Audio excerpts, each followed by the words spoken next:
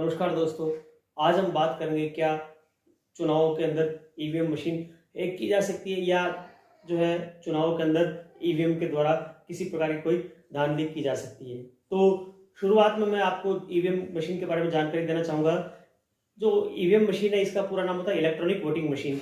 भारत के अंदर जो है इसका पहली बार 1982 में केरल की एक विधानसभा के अंदर इसका प्रयोग किया गया था। 2004 के लोकसभा चुनाव के बाद से पूरे भारत के अंदर पूरी तरह से ईवीएम मशीनों का प्रयोग किया जाने लगा।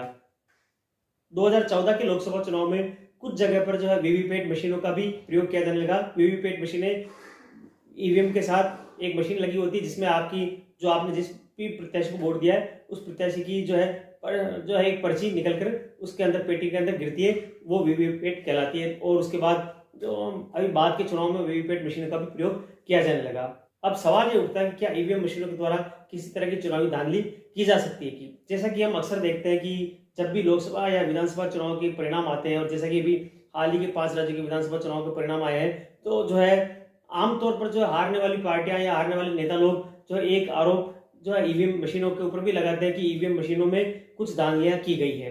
तो इसमें जो है आपको मैं पूरी तरह से विस्तार से समझाना चाहूंगा कि ईवीएम मशीन में क्या धांधलियां हो सकती है। इसके बारे में जो है हम प्रयास करेंगे, कोशिश करेंगे कि क्या ऐसा संभव है।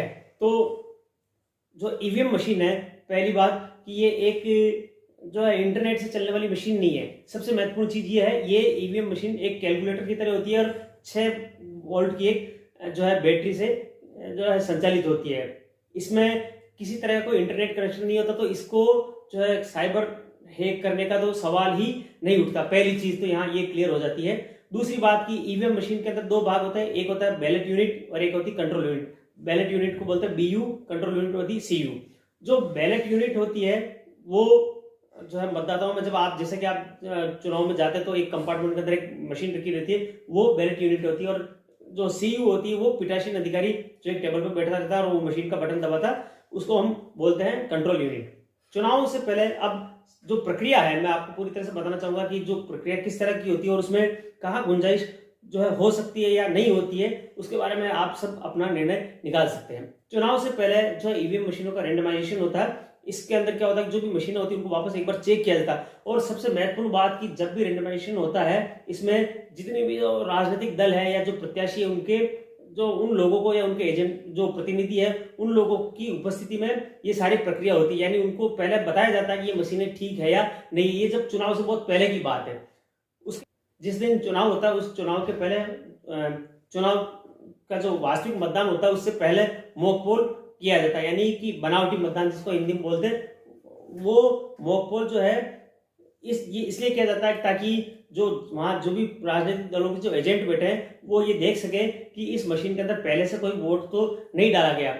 फिर उसमें जो है ये भी देखा जाता है कि जैसे 5 प्रत्याशी है तो 5 प्रत्याशियों के एक बैलेट कम से कम जो है वो डाल करके देखे जाते हैं और उसी समय उनका परिणाम भी जो है निकाला जाता है और उनको बताया जाता है कि ये मशीन पूरी तरह ठीक है, किसी तरह कोई इसमें गड़बड़ नहीं है। उसके बाद जो है उस मशीन को वापस जो है बंद किया जाता है उसमें, और यानी कि जो पुराने बैलेट है उनको डिलीट किया जाता है और उसको स्टार्टिंग से जो किया जाता है। उसके बाद कुछ सील पैक सारी चीजें होती है। उसमें सबसे महत्वपूर्ण बात है कि जो भी वहां एजेंट बैठे थे उनके सबके साइन वहां होते हैं।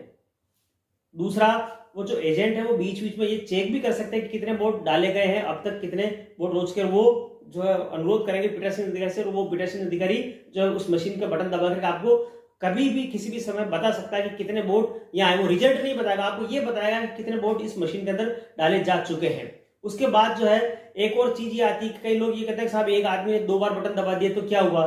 तो एक आदमी भले 1 बार 2 बार 4 बार कितनी भी बार बटन दबाए, मगर बीप की आवाज केवल 1 बार ही आएगी। और वो इसलिए क्योंकि जो उसका कंट्रोल यूनिट है वो पीठासीन अधिकारी के पास होती है। वो जब तक दोबारा जब नहीं दबाएगा बटन तब तक वो जो मशीन चालू नहीं हो सकती। और वो दोबारा मशीन जो है वो तभी चालू होगी जब वो सारी एक प्रक्रिया होती है। उसमें एक आपने देखा होगा मतदाता के अंदर 3-4 अधिकारी बैठे रहते हैं, वोट डालने जाते हैं, तो जो एक जना पर्ची देता है, एक जना अंगूठे पे इसमें और जो उंगली के ऊपर निशान लगाता है, ये सारी प्रक्रिया रहती है। तो इस तरह, और वहाँ सबसे महत्वपूर्ण बात है कि वहाँ धांधली इसलिए संभव नहीं क्योंकि वहाँ सारी पार्टियों के एजेंट वहाँ बैठे रहते हैं। अब ये बिल्कुल भी संभव नहीं कि सारे लोग आपस में मिल गए हो और वो धांधली कर ले, ये बात मानने में नहीं आती। इसके बाद अगली बात अगर हम करते हैं, जब जो है 5 और एक सबसे महत्वपूर्ण जो ईवीएम का फायदा ये होता है कि ईवीएम मशीन के अंदर जो एक भी वोट रिजेक्ट नहीं होता। पहले जब हम बैलेट से वोट डालते थे तो हजारों की संख्या में, लाखों की संख्या में, जो अगर पूरे भारत के अंदर अगर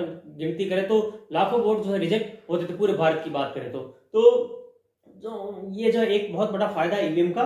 इसके बाद क्या होता है कि जब 5 बजे, जब अमूमन जब 5 बजे वोट मतदान समाप्त होता है, तो जब मतदान समाप्त होता है तो जो है ईवीएम का क्लोज बटन दबाया जाता है और ये जो ये मशीनों को बंद करने की जो प्रक्रिया, सील बंद किया जाता है, वो सारी प्रक्रियाएं जितने भी जो एजेंट है और जो बाकी लोग हैं, जो अगर कोई वहां है तो उन सभी की, जो अगर प्रत्याशी भी अगर वहां आता है तो उसकी मौजूदगी में उसके सामने ये सारी चीजें बंद की जाती है और एक विशेष कागज, सामान्य कागज नहीं था, एक विशेष कागज का प्रयोग किया जाता जो चुनाव आयोग देता और उसके ऊपर पीतल की एक सील लगी जाती है और ये सारी स्पेशल चीज होती है। और सबसे महत्वपूर्ण चीज ये है कि जब भी सील लगाई जाती है उस कागज के ऊपर वहां जितने भी जो एजेंट है तो उनके साइन होते हैं। अब सवाल ये उठता है, लोग कहते हैं साहब बैलेट या मशीन बदल दी, तो मशीन अगर बदल भी दी जाए तब भी जो है आपके जो साइन है वो साइन कहां से लाए जाएंगे। उसके बाद क्या होता है कि आपको सारा एक जो है स्टेटमेंट जो पीठासीन अधिकारी आपको देता है कि इस मशीन के अंदर इतने वोट है, इतने, सारे साइन किए हुए होते हैं, सारी प्रक्रियाएं दी जाती है। उसके बाद जो मशीन एक बार सील बंद हो जाती है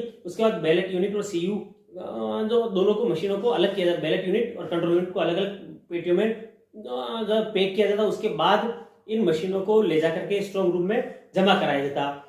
रही बात ये आती है कि स्ट्रॉन्ग रूम के अंदर मान लीजिए पेटियां बदल दी जाती है कि यार आप लोगों ने देखा होगा चुनाव के अंदर जो है बाद में मतदान जो पार्टियां हैं, जो पॉलिटिकल पार्टियां, वो सारी जो है ये निरीक्षण करती कहीं स्ट्रॉन्ग रूम में कहीं कुछ गड़बड़ नहीं हो जाए, मगर ये उनकी जो है गलतफहमी की स्ट्रॉन्ग रूम में कोई गड़बड़ हो सकती है वापस। कारण यही है कि स्ट्रॉन्ग रूम में गड़बड़ होने की संभावना शून्य के बराबर है, क्योंकि 24 घंटे वहां सीसीटीवी कैमरे लगे रहते हैं, सारी फोर्स वहां रहती है।